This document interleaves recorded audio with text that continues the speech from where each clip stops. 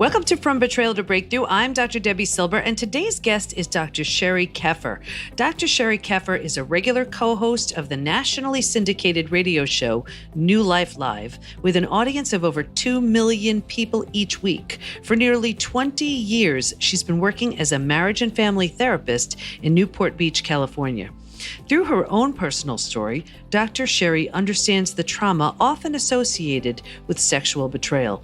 As a certified clinical partner specialist, certified sex addiction therapist, and a consultant in EMDR, she brings new tools and a fresh look at what's needed to help heal.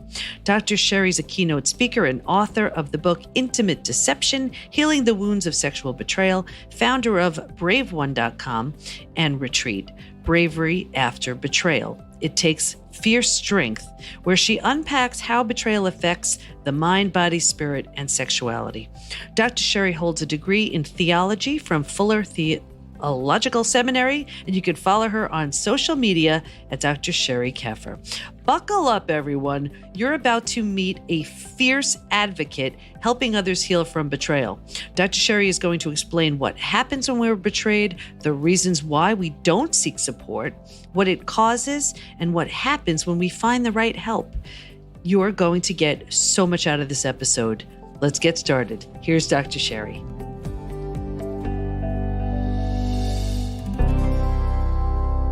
Okay, everybody, you are in for such a treat because I have Dr. Sheri Keffer with us, and she is going to be talking all things betrayal. Now, I know you're listening to this because you're struggling with the betrayal of a family member, partner, friend, self, and we have such an expert today who speaks about romantic betrayal, and we're really going to dive in and giving you tools and resources and strategies, and I'm going to stop talking so she can just start. So welcome, Dr. Sheri. Hey, it's great to be with you, Debbie.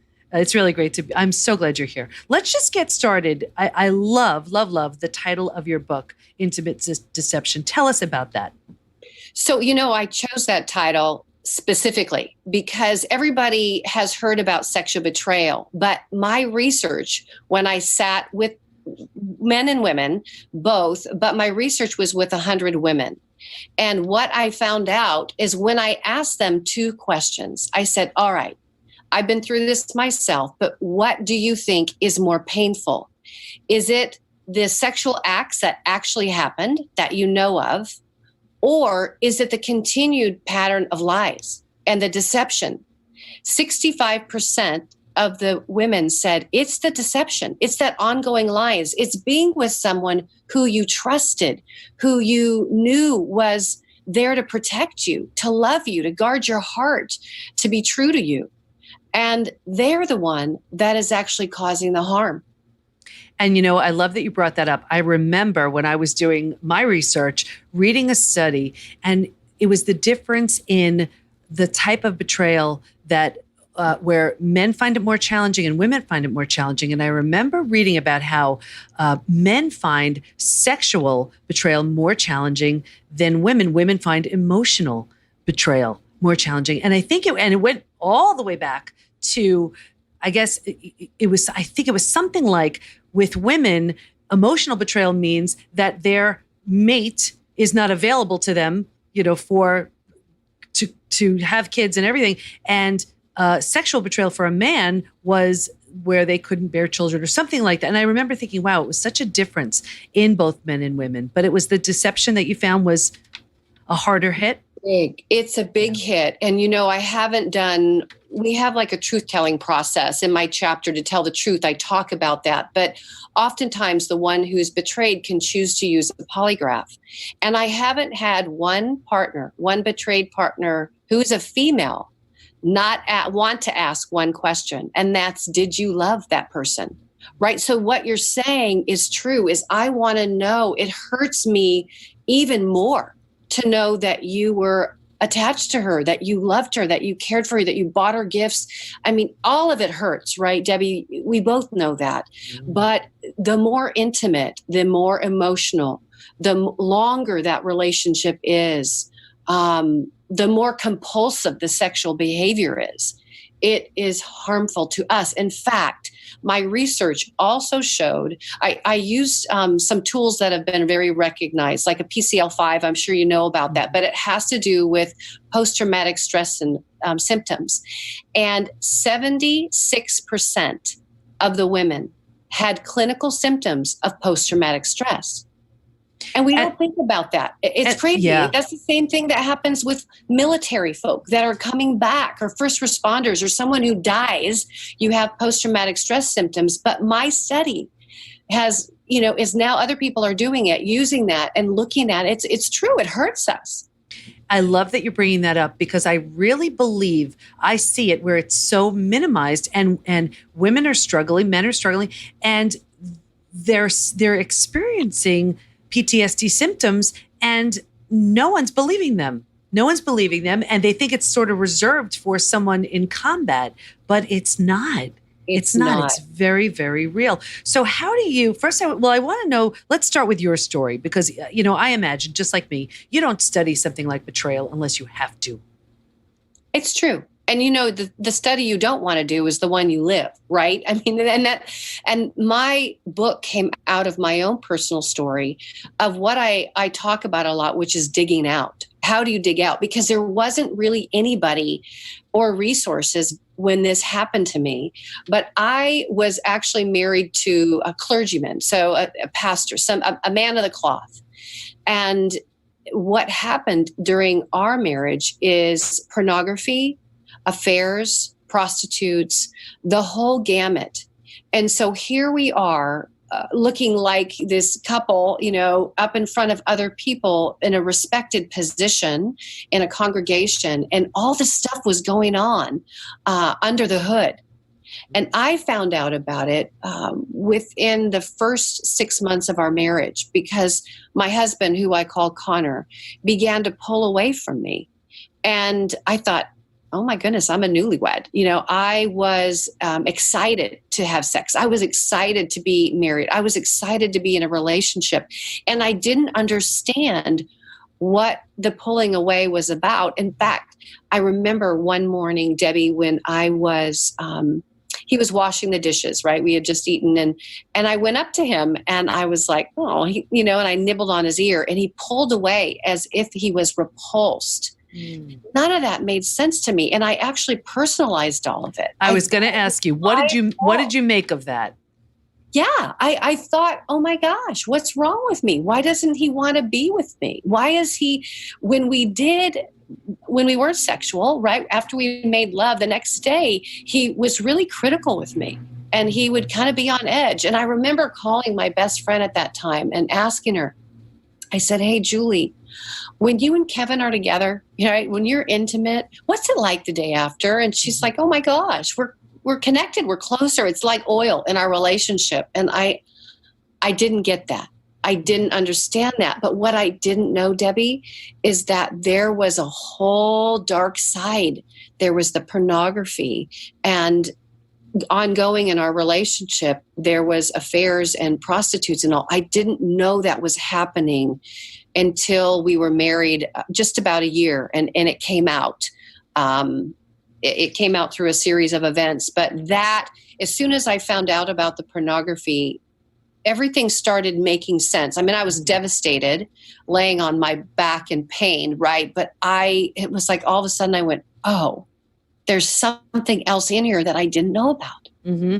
And there's that shock right there. But I imagine it was also really confusing, because here he's portraying himself as one type of person in front of everyone else, and clearly a different type of person with you. So what'd you do? Well, I'm going to be honest with you and everyone. 'Cause I basically, what happened to me is something called betrayal blindness. It's a concept by Dr. Jennifer Freyd, who talks about the impact of betrayal and how we don't want to see what we don't want to see. It's like that mind numbing. I don't want to know more, because if I know more and I see more, then I'm going to have to do something about it. And I know it sounds counterintuitive, but for 4 years, I kept the secret from myself. And you talked about self-betrayal, right? Mm-hmm. And, it was that, not because I was wrong and bad, but because I was so overwhelmed by the trauma and the impact of it. It shattered my world. And so I didn't want to look at the pieces of glass on the floor.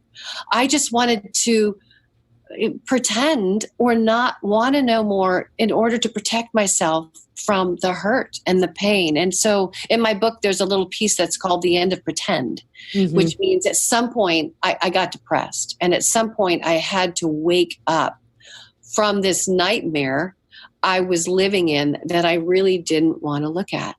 And you know what? I'm so glad you brought up Jennifer Freed. I remember reading so many of her studies, and it's so interesting. Betrayal blindness, you would think it's because we just don't want to deal with something, but it is just such a protective mechanism. It's what we're doing to protect ourselves from something so painful that we just, on some level, we're not yet ready to deal with or face. Yeah. But the body knows. And I know. So you say that. So the body, I often say, and you and I are so similar in our work. So I often say the body is that dashboard in the car. It's the red lights that goes on. It's the dings that start to happen. You're driving along and all of a sudden you notice something's wrong with your car. You don't want something to be wrong with your car, but something is lit up. Well, the body, if we're betraying, not looking as a self-protective measure, our body is the most honest member of ourselves. And so depression, that darkness, that pain, that ache started closing in on me. And I physically started collapsing on the inside. And it wasn't until I got clinically depressed that I ended up reaching out for help. And it ended up being one of the other staff members, the pastors on staff. And I just shared what was going on. And it was like dominoes starting to methodically fall. And we ended up in somewhat of an intervention, and then went into a treatment facility for pastors and wife with issues.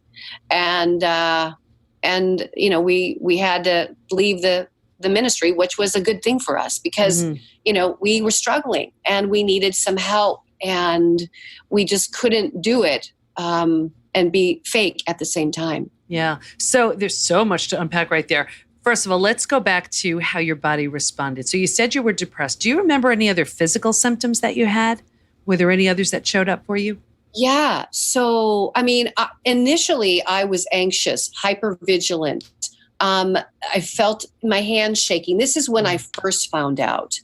But you stay in that chronic place of hypervigilance and anxiety, and then your body eventually starts to collapse. It goes from fight or flight into more of a freeze or collapse mode. So after 4 years of keeping everything down, my depression looked like incredible sadness. I can only tell you this by describing it, but even the rooms, like my bedroom or the room that we were at when I let the information out, it's like the corners were closed in. I wasn't motivated. I couldn't get up in the morning. I didn't care to shower. In fact, I got to tell you guys this. So there was a period of time when I didn't shower. And I think that was also a coping strategy.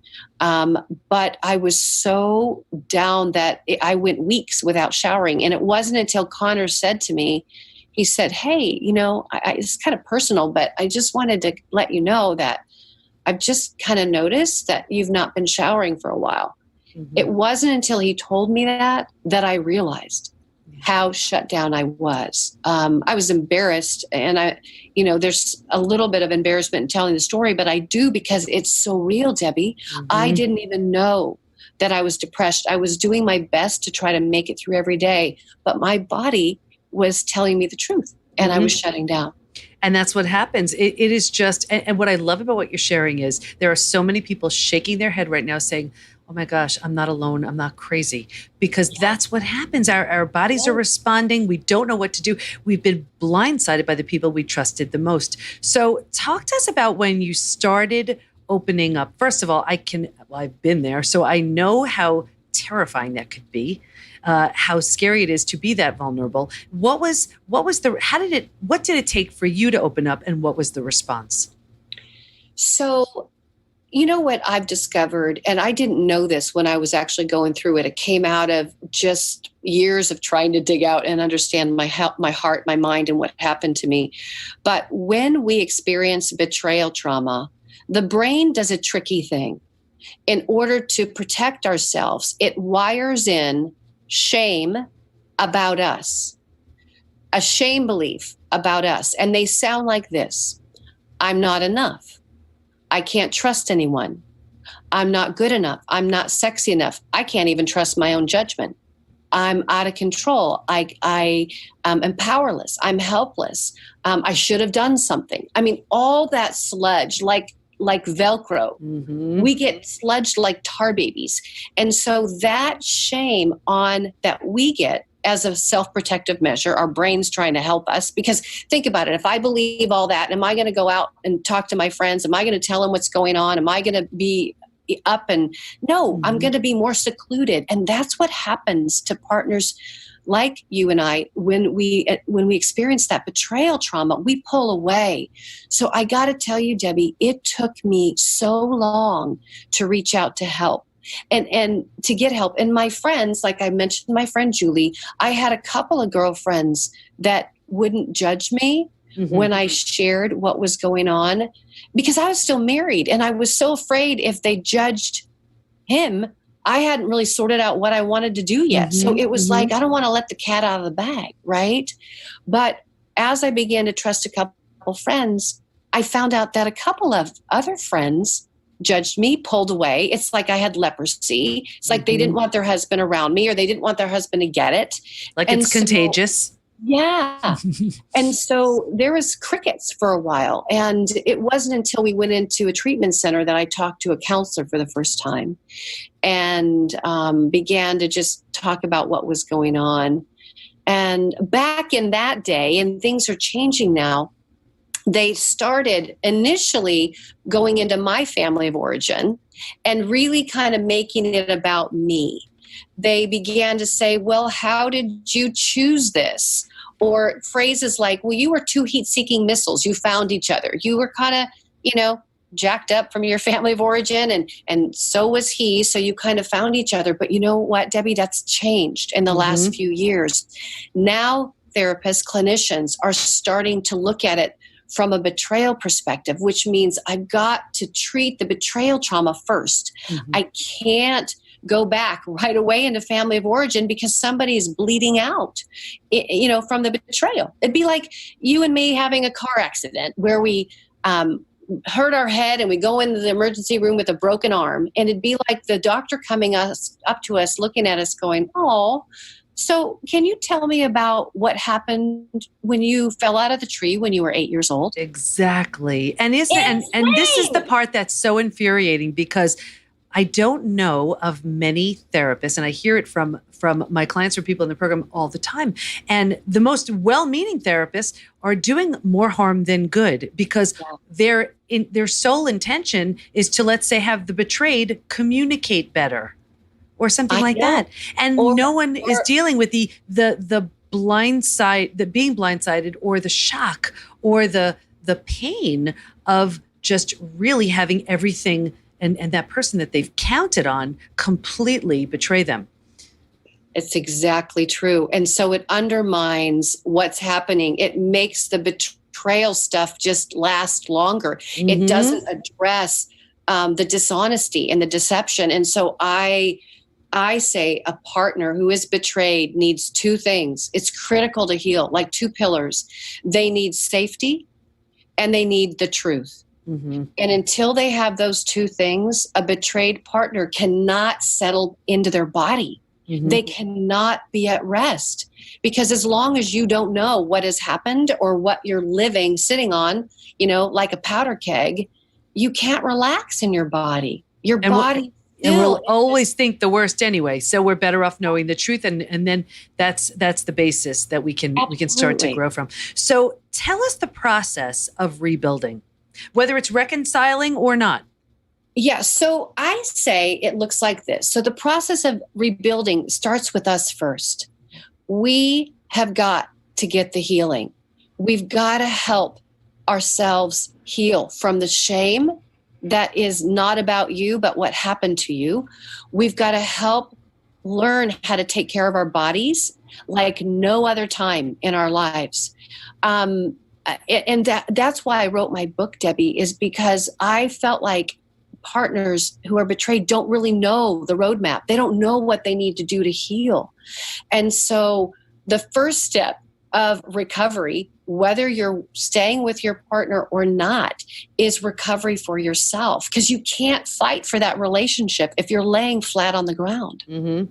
And so it is care for your mind, getting your truth back on. It's care for your body, learning self-care, learning how to mitigate the emotions. Sometimes it's having to go to the doctor. And I had to do this because I ended up with STDs. And I talk about that in my book only because I want women to know that it's real. Or men, right? I mean, I want people to know it happens. And so you've got to take care of yourself. I think another part of the healing and recovery is getting the couple into a truth-telling process through something called a therapeutic full disclosure. Now, this is very different than somebody getting caught. This is very different than somebody confessing to do a handful of things. Okay, I'll tell you, da-da-da-da. And then the betrayed partner says, is that it? Is there more? And then they're like, no, there's not more. But when betrayal comes out like that, it's kind of like these mini grenades in our hands. It just blows us up again because there's more dishonesty. So recovery looks like getting into with a well-trained person that understands how to do a therapeutic full disclosure that can help both the betraying party and the one that's betrayed move through that process with integrity and honesty. And then many times, like I mentioned earlier, there's a polygraph that's attached to that. And again, it's kind of like, so you don't get this truth-telling that is what they want to share, not what they think would hurt you. And so it does make them more honest, typically, even though a polygraph isn't foolproof, but it adds another layer. And then there's, getting into recovery, right? There's 12-step groups for those that are compulsively betraying. They need to get in and start doing the work, get a sponsor, dealing with all that sexual acting out. And then there are betrayal trauma recovery groups for the partner, either men or women that have experienced the other side, so that you can start working on getting yourself back. Absolutely. So what are some tools that you found really helpful? I know you mentioned EMDR earlier. So can you talk a little bit about that? Is that something that you think really is helpful? Yes. So I love EMDR. And when someone first comes to me, Debbie, I don't do EMDR with betrayed partners right away. And first, let's make sure we explain it to everybody. Okay. What is EMDR? Yeah. So thank you. So EMDR stands for eye movement desensitization and reprocessing. And it is a process whereby you connect through bilateral stimulation, either through your eyes or through buzzers or through tones. They've got different tools that are used, but it connects your thoughtful brain and your emotional brain. And let me tell you why you need that. Because when trauma happens, your thoughtful brain wires in that shame belief with some feelings that are attached to it. And that gets frozen in space and time in our brain, kind of like a hairball of pain. It takes up a lot of energy, and it's just, it's up there. And so what fires together wires together, and that trauma event wires all that in. Well, guess what? EMDR is kind of like a soldering iron for the brain, meaning it kind of heats up that old memory that you have, heats up those negative beliefs. You actually find out what they are, and then the emotions, and then it changes them. It moves you out of believing the negative, like I can't trust anyone, and it moves you into the truth, which is I can choose whom to trust. Or it moves you out of I'm not enough to I am enough. or I should have done something, to I did the best I could. And what's so important about what you're saying is talk therapy is wonderful, but we need these tools because it is, I mean, this gets lodged in the cells. Yes, it and does. It stays there until it's released. So there are so many wonderful tools, EMDR being one of them. And I love that you shared that. So what happens when because I'm sure you've worked with couples where sometimes they're not willing to be honest, or they're not willing to be truthful, or what do you suggest? I mean, what happens in those cases? Is there any hope, or what do you recommend to the betrayed when that's what they're working with? Okay. So this is what I recommend. So when someone is not wanting to be honest, I call it having their cake and eating it too, right? They want to be able to live the life with you, but they want to be able to keep acting out. And that's what happened to Connor and I for the term of our marriage. In fact, we were in therapy, Debbie, for 4 years, and going once a week, myself, he was going once a week, and then we were doing couples work. So that's a lot of therapy. But the whole time I didn't know, and my therapist didn't know he was having an affair. We didn't have that truth-telling process. So part of why I'm so passionate about that is when someone is in what's called denial. Now, I want to say this. Denial can be really confusing for a betrayed partner. Like, what do you mean they're in denial? They know what they're doing. And now that I'm working with people that struggle with sexual compulsivity as a certified sex addiction therapist, what I've discovered is they do know what they're doing. They just don't want to admit it, don't want to look at it. They feel entitled to it. They've created this own story in their mind as to why it's okay for them to do that. That's called denial. They defend, they hide. So part of my job as a clinician is to wake them up. They've got to be woken up.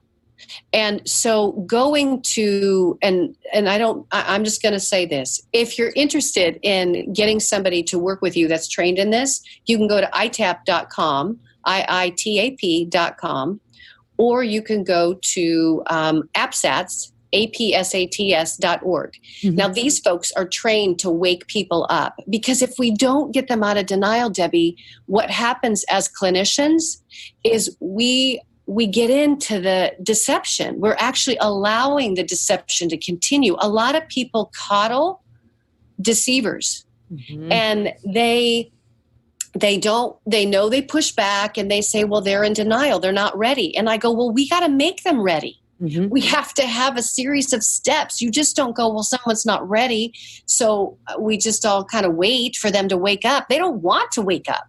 So we have to be very proactive in getting in front of good therapists that know what they're doing with sexual deception.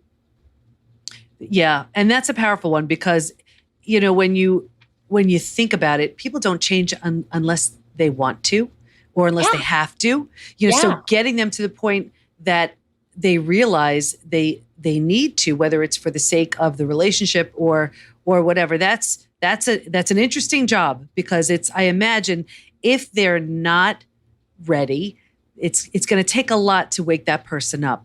So you mentioned they have to, and that was wisdom on your part, Debbie, because when they have to means I've put a boundary down, and my boundary might be, until we start getting more honest, I'm going to ask you to sleep in the other room because I need to be safe. I don't know what's going on. Or it might be that I'm worried about our kids. I'm worried about our family. And so I might need to have you step out of our home for a period of time until you let me know that you're really ready to move into more honesty. So laying boundaries down that are self-protective, not punishing in nature, but self-protective, as you value yourself and say, I am worth knowing the truth, and I can't live on a powder keg. And this is so important to mention, because so many people that I'm working with, they come to the table with, well, I'm not worthy and deserving, and maybe this is all I should expect.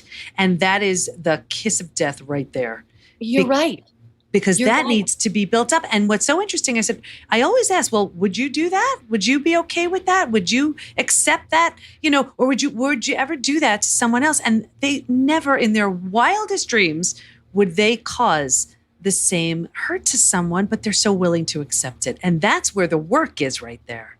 Absolutely. Yeah. Absolutely. So what do you want to make sure everybody knows before we wrap up? So let me tell you, I want you to know that it's not about you. It's about what's happened to you. The second thing I want you to know is you are worth fighting for. You are an amazing person that didn't deserve this. And I don't care what's flashing up in your mind right now. You might be saying, well, she doesn't know me. If she only knew this, I get it. That's that shame that got attached to us. So you are worth fighting for. The third thing I want to say to you is please, please, please don't do this alone. I did it. It didn't work. We didn't have help or intervention. And because of that, things got worse. I don't want that for you. I want you to reach out to Dr. Debbie, to myself, to Betrayal Trauma Recovery Group, and because I want you to get with other people that are learning what to do in this very painful situation. There's armies out there rising up. When I say that, I'm just being honest. There are advocates that are starting to say this is not okay.